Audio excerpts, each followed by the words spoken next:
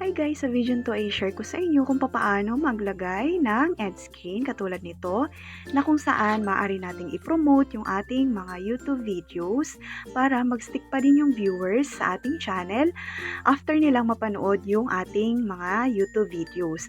So, kailangan lang po is mag-upload tayo sa ating mga internet browser dahil dito mas kumpleto kapag cellphone yung gamit natin. So, dito tayo mag-open ng ating mga YouTube channel. So, first is, mag-login lang kayo sa inyong mga YouTube channel and kailangan naka-desktop site po siya. And pag naka-login ka na, pindutin mo lang to and your channel.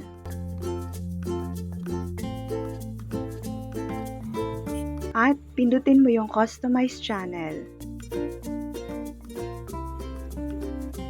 And after nyan, piliin mo yung content.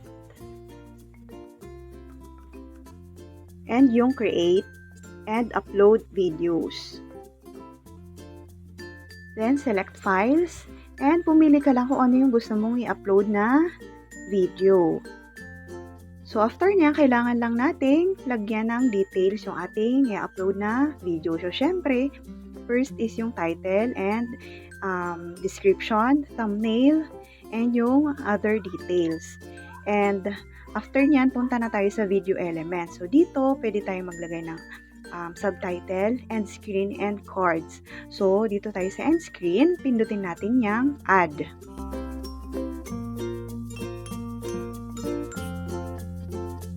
So, dito, kung makikita nyo, may pagpipilian kayo kung ano yung gusto nyong ilagay.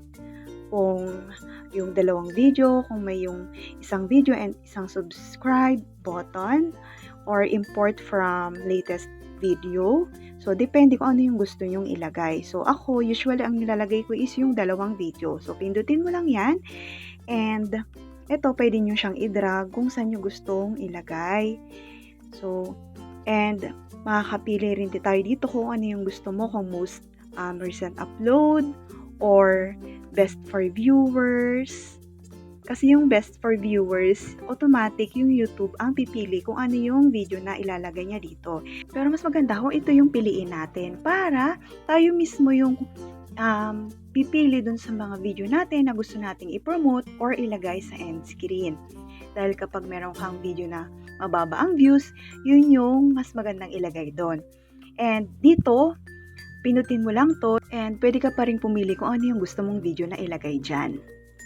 And pag pinindot natin dito sa may lower part, yung dalawa, pwede rin natin siyang iksian kung gaano mo lang siya gustong katagal na i-promote. Kasi ito masyadong mahaba to, ilang segundo to. So, i-swipe mo lang siya papunta sa kanan. So, yan.